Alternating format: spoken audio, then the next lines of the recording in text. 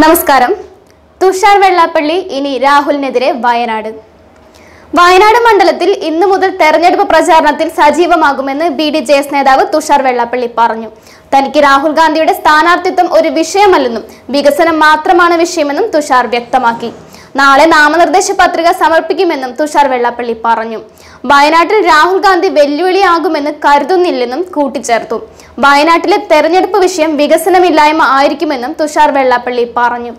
UDF സ്ഥാനാർത്ഥിയായി രാഹുൽ ഗാന്ധി വരുമെന്ന് അറിഞ്ഞതോടെയാണ് NDA സ്ഥാനാർത്ഥിയായി വയനാട്ടിൽ മത്സരിക്കാൻ തുഷാർ വെള്ളാപ്പള്ളി തീരുമാനമെടുത്തത്. നേരത്തെ തൃശൂരിലാണ് തുഷാർ മത്സരിക്കാൻ തീരുമാനിച്ചിരുന്നത്. ദേശീയ തലത്തിൽ തുഷാർ ഒരു ദിവസം കൊണ്ട് തന്നെ നേതാവായി ഉയർന്നു കഴിഞ്ഞു. തുഷാറിന്റെ ട്വീറ്റിന് വൻ സ്വീകാര്യതയാണ് ഉണ്ടായിരിക്കുന്നത്. തുഷാർ മണ്ഡലത്തിൽ എത്ര വോട്ടുകൾ പിടിക്കാൻ സാധ്യതയുണ്ടെന്ന് സ്പെഷ്യൽ ബ്രാഞ്ച് അന്വേഷിച്ചുകൊണ്ടിരിക്കുകയാണ്. ഈ റിപ്പോർട്ടിന്റെ പശ്ചാത്തലത്തിൽ CPM കടുത്ത തീരുമാനത്തിലെത്തുമെന്നാണ് അറിയുന്നത്. എല്ലാ അച്ഛന്മാരെ പോലെ തന്റെ മകനും ജയിച്ചു കാണണമെന്ന് തന്നെയാണ് വെള്ളാപ്പള്ളിയുടെ മനസ്സിലിരിപ്പ്.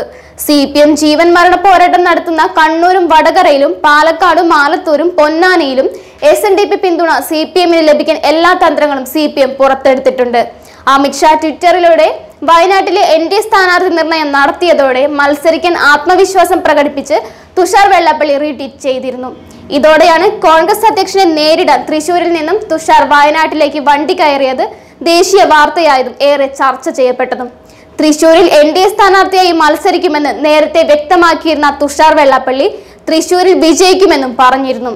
SNDP യോഗം വൈസ് പ്രസിഡന്റ് സ്ഥാനം രാജിവെക്കുമോ എന്ന ചോദ്യത്തോട് താൻ അങ്ങനെ പറഞ്ഞിട്ടില്ല, അക്കാര്യം ജനറൽ സെക്രട്ടറി പറയട്ടെ എന്നും തുഷാർ വ്യക്തമാക്കി. തന്നെ വെറുതെ വിടൂ എന്നായിരുന്നു തുഷാർ പ്രതികരിച്ചത്. തെരഞ്ഞെടുപ്പിൽ സ്ഥാനാർത്ഥിയാകാൻ താല്പര്യമില്ലായിരുന്നു എന്നും എന്നാൽ BJP കേന്ദ്ര നേതൃത്വവും BDJS ആവശ്യപ്പെട്ടത് കൊണ്ടാണ് മത്സര രംഗത്ത് ഇറങ്ങിയതെന്നും തുഷാർ പറഞ്ഞു.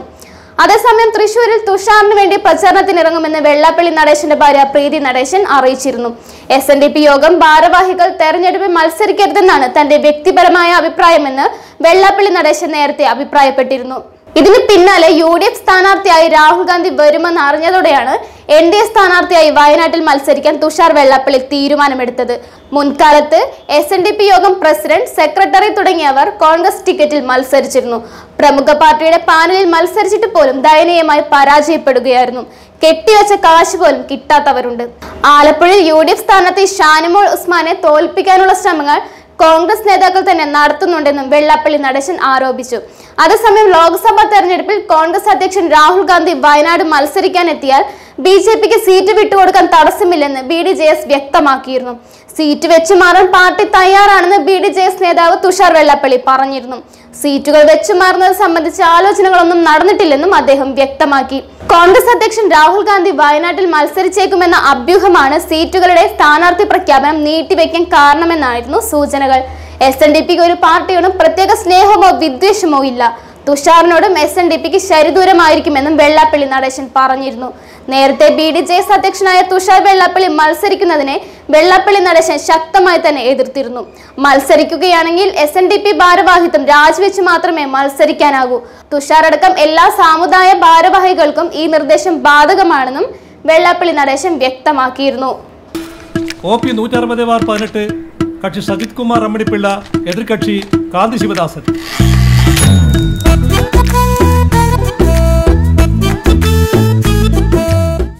Welcome to a life in the midst of nature. Presenting Raindrops at Kakinad. Casadal Developers.